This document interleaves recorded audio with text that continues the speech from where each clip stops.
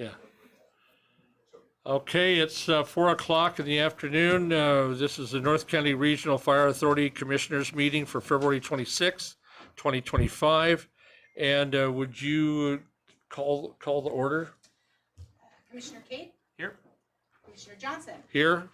I have Commissioners Kelly and Oakes both marked excused today. Yes. Commissioner Ertley? Here. Commissioner Schreiber? Here. Commissioner Sloan Buchanan? Here. We rise for the Pledge of Allegiance. I pledge allegiance to the flag of the United States of America and to the republic for which it stands, one nation, under God, indivisible, with liberty and justice for all. Cheers. Okay. Do we have public comment or verbal or written? I submitted onto the agenda, which of course will be available as linked and is available, a written comment submitted by Sean Smith, City Administrator for the City of Stanwood. And then I received a phone call from Commissioner Sloan Buchanan that she would like to say something at this time. Yes. Okay. Yes. As a public comment? I'm making the comment from 3 other people who wrote letters, and they specifically requested that their letters be read last week, or 2 weeks ago, and they were not. But they were circulated. No, they were put in minutes, but if you think about it, who's going to, the public's not going to read minutes. And so the public needs to hear these. Well, I think that's highly ordinary to be reading other people's letters that are submitted and put into the record for others to view. Well, specifically, I know one person specifically asked, I'm not going to be here. Here's my letter. Would you please have it read at the meeting? I understand that, but it was written and it was submitted as per usual. I wanted to ask, are those written letters available for anyone who wants to see them?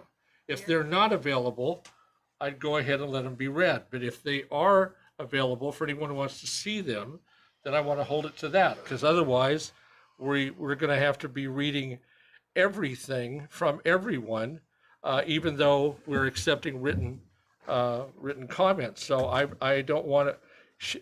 Our secretary says this is available to everybody who wants to see it. So I'm not going to approve that you read them in addition to that. And I object. I think they need to be read. They need to be heard, because people are not going to read them. Yes, they're available on our minutes, but who reads the minutes? I can't answer the question about who would read what. All I know is that they have to be legally available to be read. And I just wanted to make sure. If they weren't, I would say it's okay to read them, but our secretary says they're posted for anyone to read. So that's why I don't want to approve you reading them also, because otherwise they're in the records twice, because they're already in the record. I would even ask who all has read them here. That's just it. That's out of order, and that's not the question here. I know it is. If you want to, if a majority of the board, okay, we've only got 5 members here. If you want to ask for a motion to read these into the record, make a motion, get a second, get 3 out of 5 votes, and I'll just let you do it. Then I make the motion that these Can 3. I say something in between? Sure. So at the meeting, I believe that, what were the letters mentioned with who wrote them? I can't remember. It was. Yeah. It was. So it said, we received letters from so-and-so and so-and-so, and they're going into the record. Correct. Okay, so now whoever's watching this YouTube video will realize, if they missed it, that those letters are available to read. It's just putting that information out again, and then we will have to keep that in mind, that is our policy, if that is our policy. Okay. And so anyone watching that would like to read those letters, it's on YouTube. Okay? Yeah. Okay, well, I'm sorry, she made a motion. I know. I didn't hear a second. Oh, I have. Okay, I'm not hearing a second, so. Well, then what I would like to say is just I want to reinforce who the 3 letters are from so that people can listen. Fair to enough, I'll do that much. One letter is from Deborah Nelson, Arlington City Council, Position 3. Another one is from Thad Hovis. And the third is from Julian Gilman, firefighter. Okay, thank you Thank very you. much. Is there any other additional public comment? I'll make a public comment. I see that letter from that office.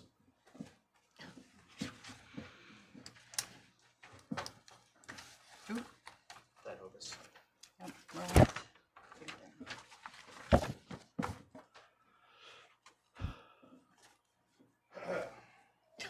Microphone, 8 minutes, yes? Microphone.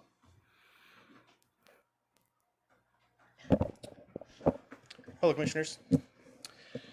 This also says, "Good evening, Commissioners. My name is Thad Hovis. I intended to public comment in person. Excuse me, Due to a schedule conflict, I have requested that this be read in the meeting on record of my behalf. I reside in Edmonds, but previously lived in the city of Arlington. I retired from South County Fire last July after nearly 30 years, 4 years as the fire chief. It was humbling to have the privilege of concluding my career by leading 400 dedicated employees who served nearly 300,000 residents.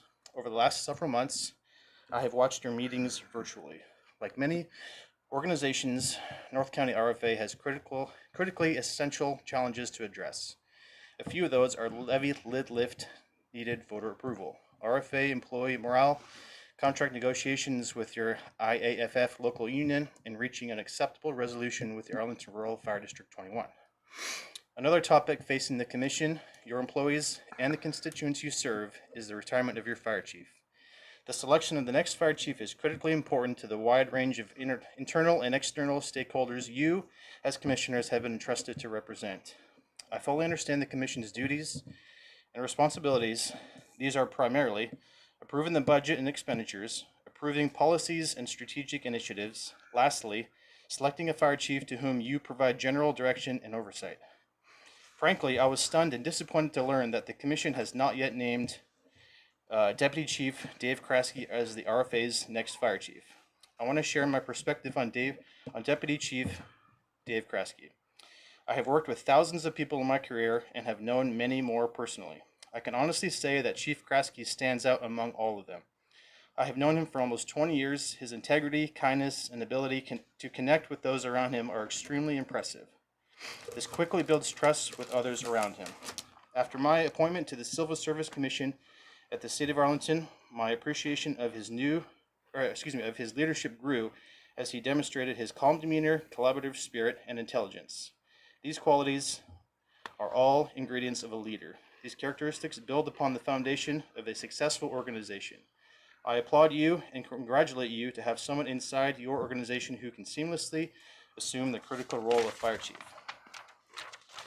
As I close my comments, I'll share that North County is also fortunate that Chief Kraske's loyalty to the Commission, your employees, both represented and unrepresented, and the communities in the RFA is unquestionable. I know this because when I was fire chief, I twice offered him the opportunity to be an assistant chief at South County Fire. He declined both offers. I asked him why. He told me because these are my people, this is my home, and I can make a difference with them here. In closing, I'll add that I am grateful to have worked with Chief Cermak. John, I appreciate the support, partnership, and insights you offered to me from my first day until the last day I was fire chief. I wish you only the best after your long career and a smooth transition to a well-earned retirement. Chief, excuse me, would you identify your name and where you live for the record into the microphone? Thank you. Thank you. Yes, my name is Chris Peterson. I live at 7810 192nd Place in Arlington, Washington. Thank you. Do you have any further questions? No. Okay.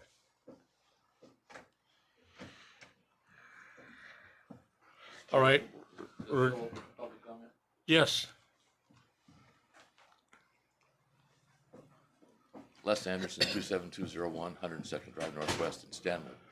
I was at the meeting 2 weeks ago, and I heard a lot of discussion on the agreement. And then I read the paper, the Stanwood newspaper article on the meeting with the lawyer. And out of that paper, I understand there is no such agreement, a written agreement. You know, and I mentioned before, the right thing to do is to go out and have a search, and I'm sure Dave will be on that list, and Dave might absolutely rise right to the top, you know, like everybody expects him to. but I think you owe it to everybody in Arlington, out in the county, and in Stanwood to do the search. If you don't do the search, you're all going to look like you're playing in mud. So I just recommend you do the search. But, I like Dave, and he will probably rise, but that'll show it. And he'll be proud to rise to the top, and you'll be proud to have him. Thank you very much. Thank you, Les. Okay, I'm going to close public comment now and do IAFF Local 3438. Feel naked up here without my computer. Kirk Norman, 3438, Vice President for the North County Bargaining Unit. Thank you for the time, as always. It's been a couple weeks. Had some conflict, had a lot of stuff going on, and I received a message from a couple commissioners saying, you know, there's not much positivity. And I agree. We got a lot on our minds. There's a lot going on that's there's a lot of invective, a lot of hurtful statements, and people are kind of getting backed into their castles, and we feel it too, right? We don't like this adversarial relationship, and we need to move beyond it. So I'm going to open with something positive, something objectively positive. Today at contract negotiations, I'd say we had one of our most collaborative days that we've ever had. There was open discussion. We moved the ball forward on some really big topics, gained some insight into each other's positions. That has yet to happen. So that was it was a really good day, and it felt good to have friendly conversations where we weren't scowling at each other. We weren't just staring at our computer screens waiting for somebody to give in. So that was really good. And I just wanted to say thanks to the commission and the admin team for stepping up and making that difference. Here's the union message today. I'm coming to you with a message of hope. I'm not going to get angry. I'm not going to shout. We're not going to talk about any specifics. What I'm going to say is we are placing our hope in you, the commissioners. As you know, your firefighters feel frustrated, hurt, and unheard. We're all driven to serve with compassion and integrity. I believe you believe that about us. And we need your support as we do this important work every day. You know, we come to work and we deal with a lot of stuff, and we would like to know that we're supported at every level.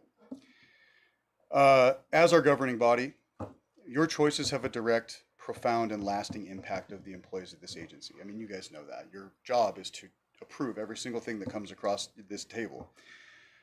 Those choices have an impact on the citizens as well. We know that that pressure weighs on you, and we know that this conflict weighs on you just like it weighs on us. Your presentation last week made one thing abundantly clear, and that is that you, the commission, solely hold the power to decide this succession plan and thereby decide the future of this agency in whatever manner you see fit. I would echo what Chief Hovis said. I think the labor group and many of our stakeholders believe that Chief Kraske is the person that will support us and bring us to this next level, but I'm not even going to ask you to pick Dave. What I'm going to ask you to do is choose the path forward that heals all of these wounds, creates an atmosphere of cooperation between administration, governance, and the labor group, and gives us, your firefighters, hope for our future at this agency. And that is it for labor for 3438. Any questions? Thank you. All right, thank you. Thank you. Good comment. Thank you. Okay, now I need a motion to approve the agenda. So moved. Second. Okay, all in favor? Aye. Okay, thank you. Now I need a motion to approve the consent agenda. So moved. Second. Okay, all in favor? Aye. Aye. Okay, thank you. And we're driving the train fast now. Yeah. Okay. Now, guest presentation, Dr. Corsa. Go ahead. Can you hear me okay? All right. Well, good evening, ladies and gentlemen of the board. Okay, good. All right. All right, so good evening, ladies and gentlemen of the board, chief, and most importantly, the EMTs and paramedics of North County Fire. Well, what a few months it's been. Today I stand before you full of hope and optimism for the future of emergency medical care in our district. I'm here to update you all from a medical standpoint where we are and where we hope to be in the coming years. I'm excited by the leadership team we have in place.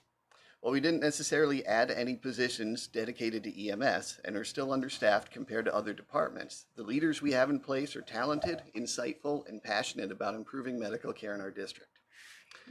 Last year, we responded to 10,102 medical calls. If January and February are any indication, we're already on pace to beat that this year. We responded to 60 cardiac arrests and restored pulses in 24 of those for a rate of 40%, well above the state and national averages. Using nationally accepted metrics, our survival rate in patients in ventricular fibrillation and ventricular tachycardia type of heart rhythm is 55.6%, more than twice the national average and among the highest in the world. Even more encouraging, 40.8% of our cardiac arrest patients received CPR before we arrived by bystanders, and 20% had automated external defibrillator use by the public, again prior to our arrival. Public education and participation matters, and I hope we have the bandwidth in the future to expand our outreach. As you know, our cardiac and stroke care earned national recognition last year, and I expect even higher recognition from the American Heart Association this year. Examining intubations, which I believe is our most consequential procedure, we were successful on our first attempt 82% of the time, 95% of the time on the second attempt, and 100% by the third. These statistics are again well above the state and national averages. Our most common medical complaints were chest pain, weakness, and shortness of breath. Encouragingly, our district continues to be a very safe place to live, with most of our traumas related to falls and motor vehicle crashes. We had 88 acts of violence that required medical care, with only 5 related to firearms. Going through some more statistics, medications related to cardiac arrest, chest pain, and nausea continue to be our most commonly administered medications.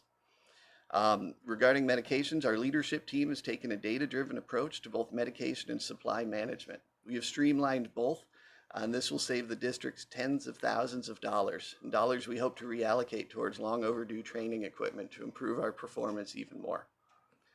Our 2025 training calendar is robust, and we've restructured run review and our annual airway classes to make them more engaging and valuable to EMTs and paramedics we serve.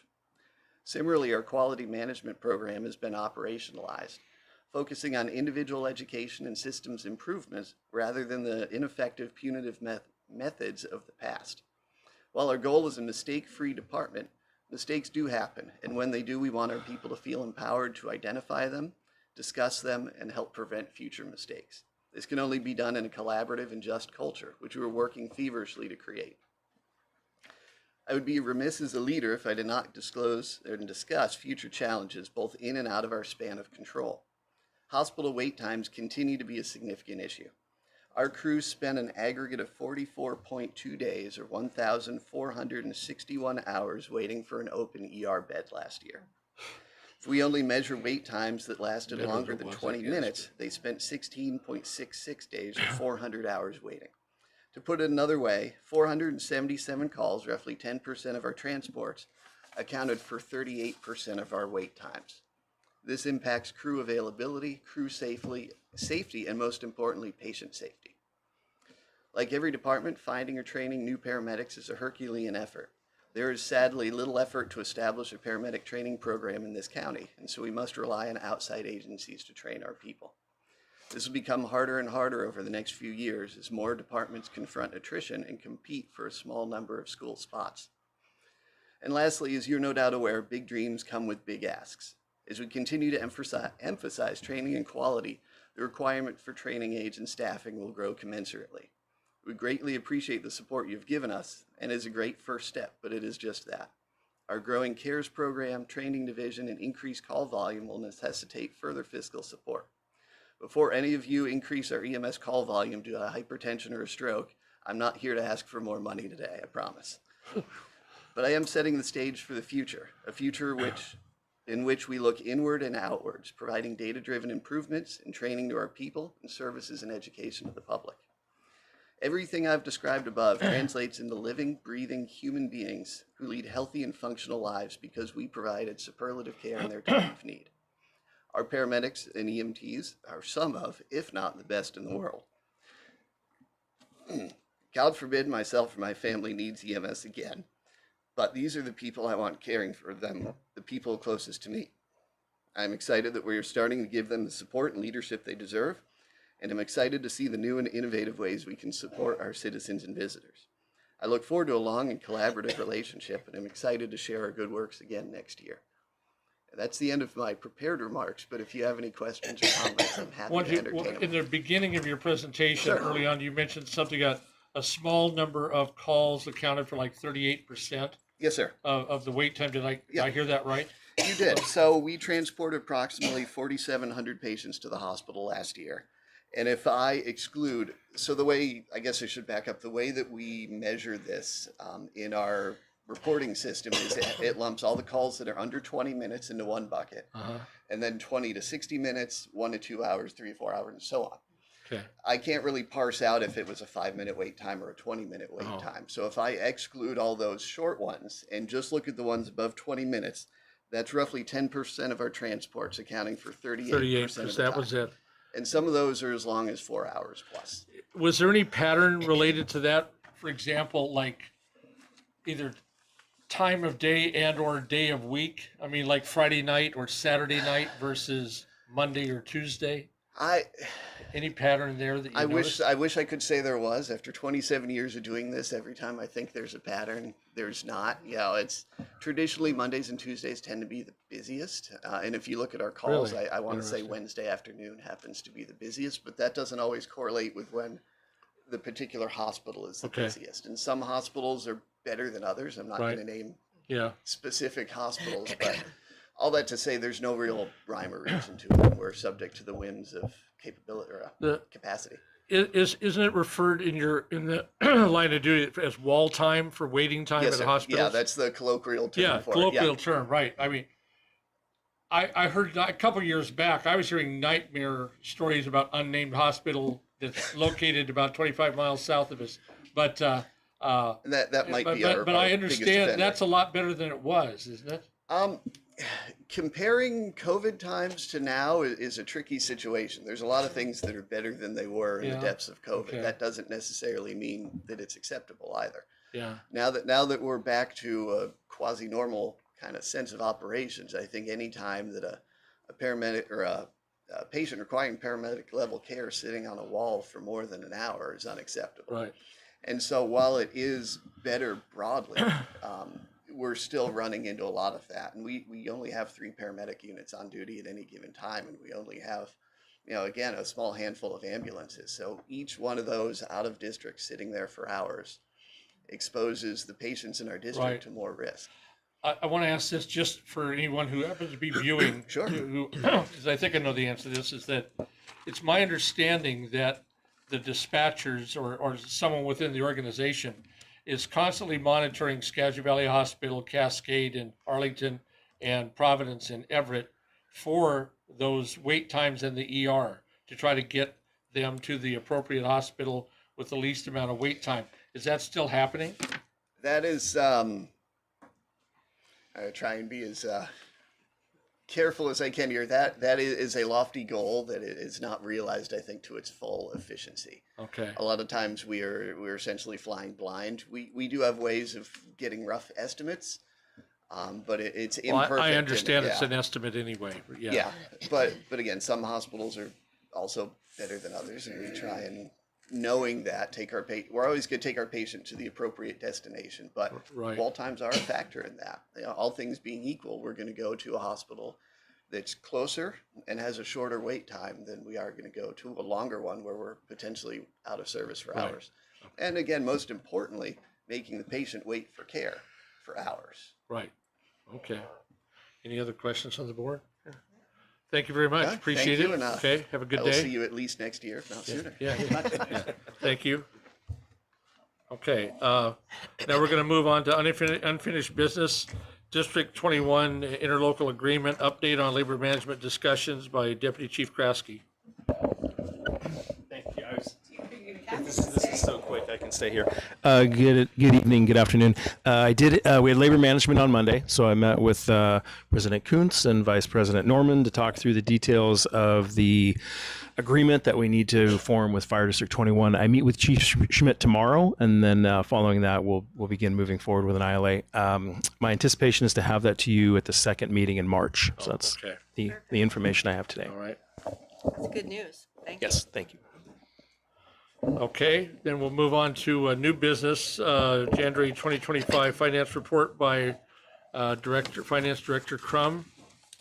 There he is. Okay. Good afternoon, Commissioners. Randy Crum, your Finance Director. And we'll review our first finance report for the new year.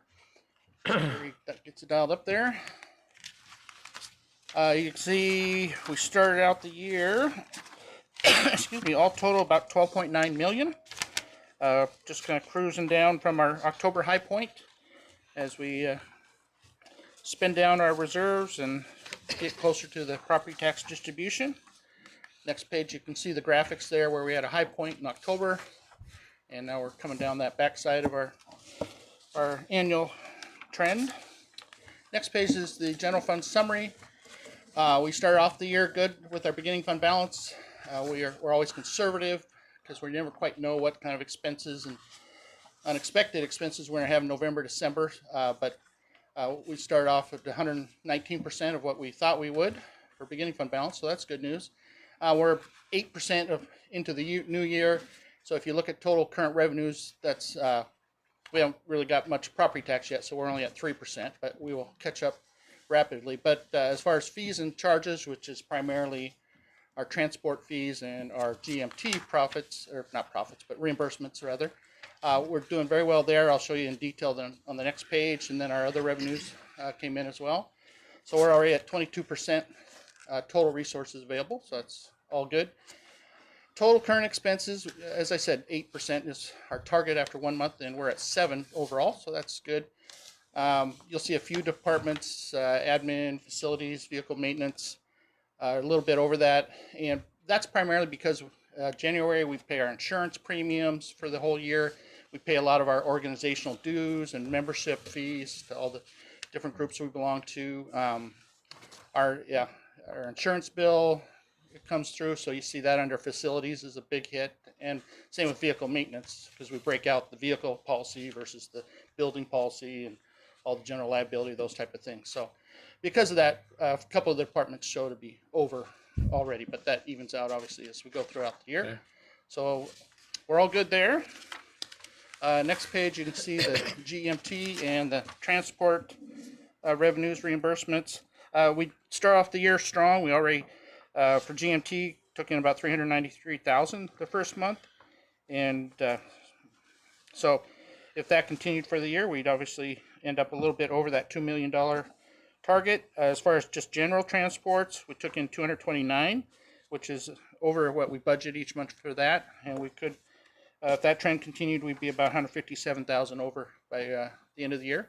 So both those are good starting points, but we know throughout the year it's kind of cyclical, and depending on how systems design keeps up on the billing, those can bog down a little bit, and then we catch up. So, but anyway, off to a great start. So that's encouraging. Then our biggest cost, of course, are wages and overtime. You can see the top graph there, actual wages, and then the green is the budget. So we're starting off the year right on target, and could, if this would continued, we'd be under. And of course, in January we didn't have a whole lot of overtime, so we're not going to continue being that far under for the overtime budget. Thing to remember too is these scales are proportional, so it's not exactly the same. The numbers are different for the scales, but so and there just shows combined if the trends continued after January. But we know coming the summer months and MOB and all that other thing, we'll probably catch up on the overtime. So that is short and sweet. We working on a bunch of other projects, some of the payroll projects with Allison and HR. Working on the true up for the last academy, get those bills out for the consortium group. Then probably March and April we'll be working on the annual report that we submit to the auditors. So still have plenty on our plate. We'll stay busy. Any questions? I could answer anyone. Oh, don't say. Thank you very much. Okay, Appreciate it. thank you for your time. Okay, thank you. Okay, next, under new business, letter of support for liquid CO2 personal protective equipment decontamination system, proposed by Assistant Chief Tenhupen. There you go. Thank you, Commissioner. Good afternoon, Commission. So this, as you saw in your package, is a basically a very, very state-of-the-art PPE extractor cleaning system that no other extractor can perform the way this thing does. Background, we had submitted a AFG grant application for this system last year as a regional grant, and we had support from Marysville Fire, Everett Fire, South County, and Surfer, all wrote letters of under a memorandum of understanding, an MOU, to help pay the cost for the maintenance of it if we receive the grant, because it requires a heavy annual maintenance upkeep.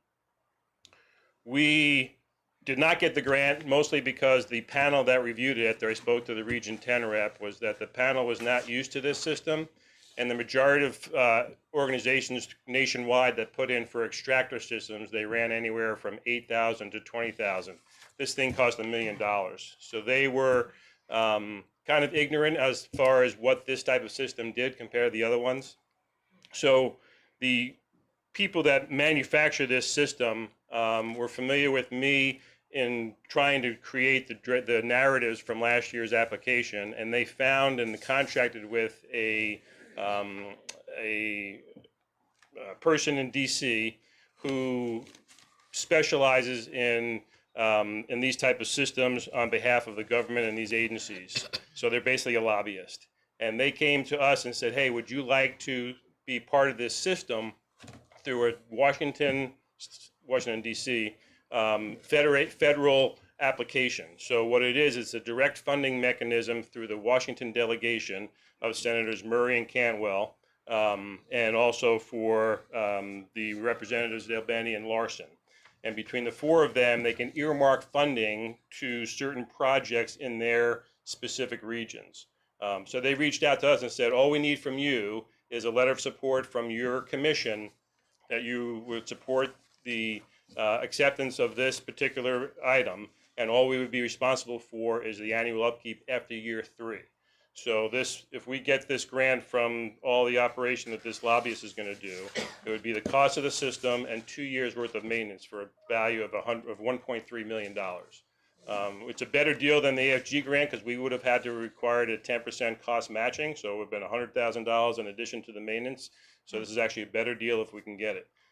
Again, it's up to how well we can sell it to our congressmen and senators, but the lobbyist is doing most of the job. I just had to put in some department-specific data from our station, and then the other thing is I've already reached out to those 4 regional partners, and they've all written me letters of support. 2 of them were in your package. The other 2 just came in today at 1400.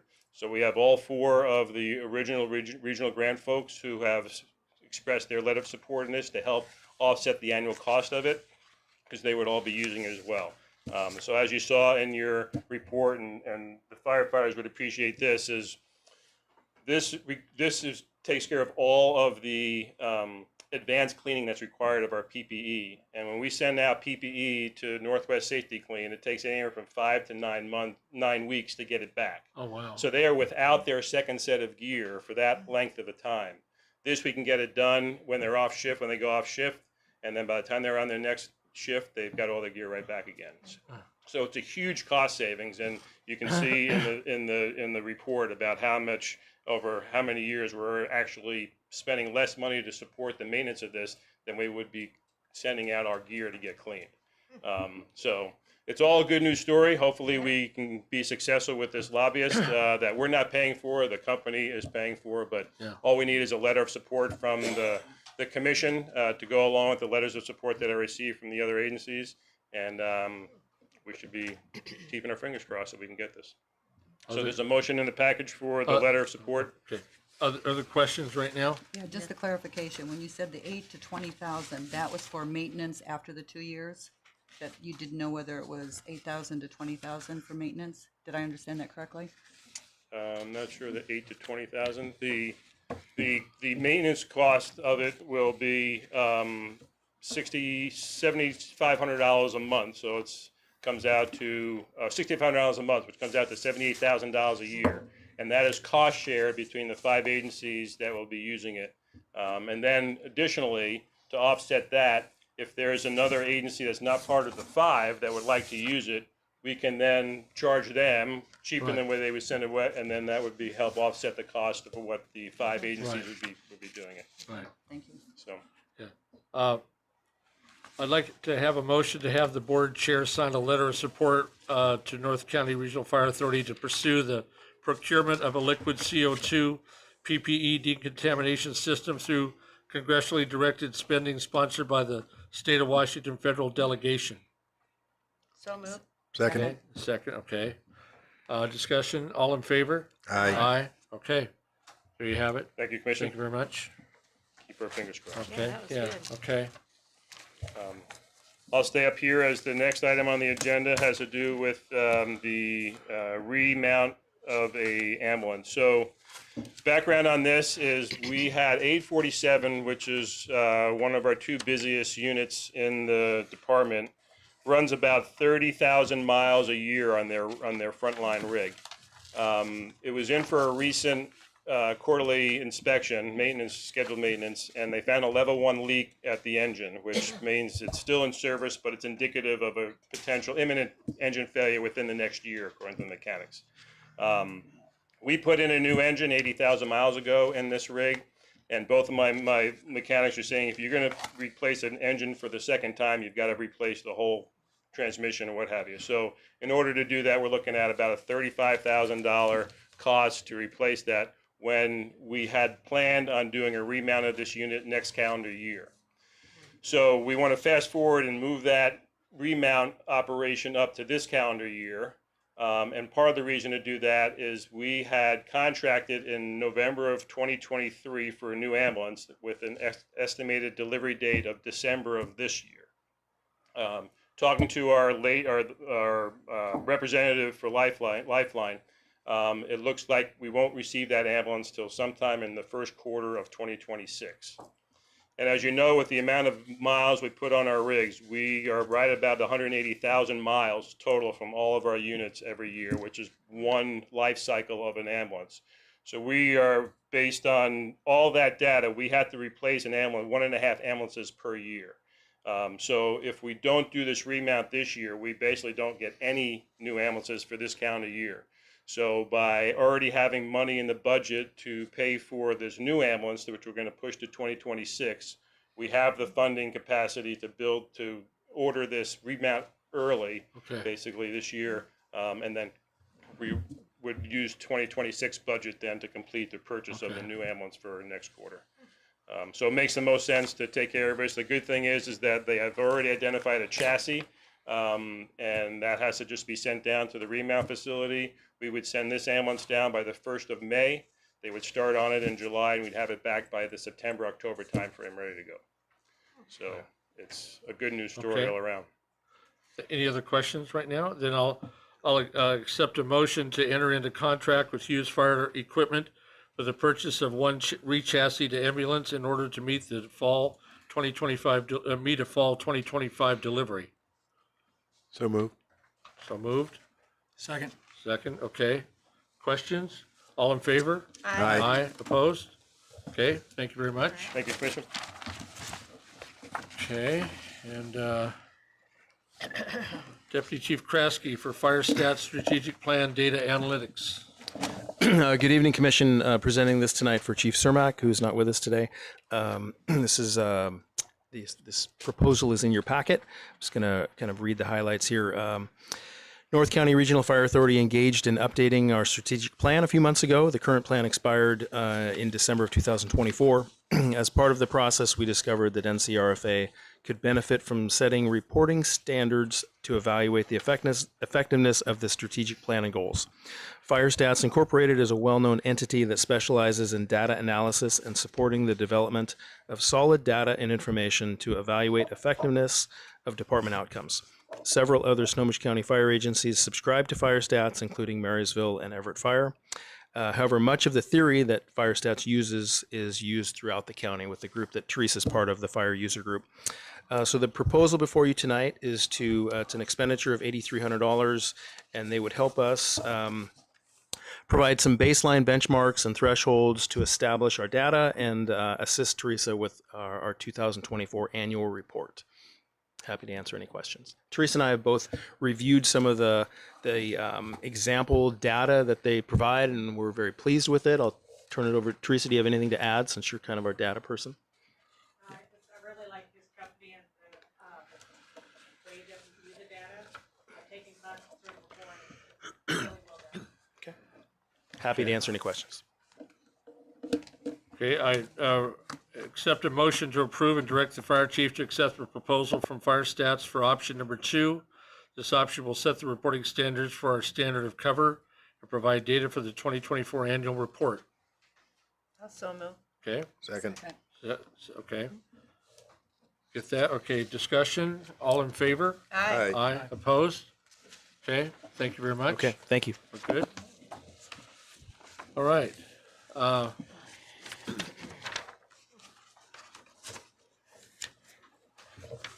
Okay, Board of Commissioners will go into executive session allowable under RCW 42.30.140 for a discussion on matters related to collective bargaining issues and negotiation, and as allowed by RCW 42.30.110 sub 1 sub G to review the performance of an employee. We will be in executive session until We need about 10 minutes for collective bargaining at the most. And then part of the group can leave and then we'll have the public employee. 30 minutes? Okay. Zoom at 30 minutes when the room clears, make it 30 minutes, yeah. Well, wait a minute, there's 4, you mean 5:10. yes, that's what I mean. That's what you meant, yes. 5:10, Teresa. Yeah. We'll resume at Didn't want to call 5:10. it for 6:10 and then sit here for an hour wondering what we were supposed to do to get out of it.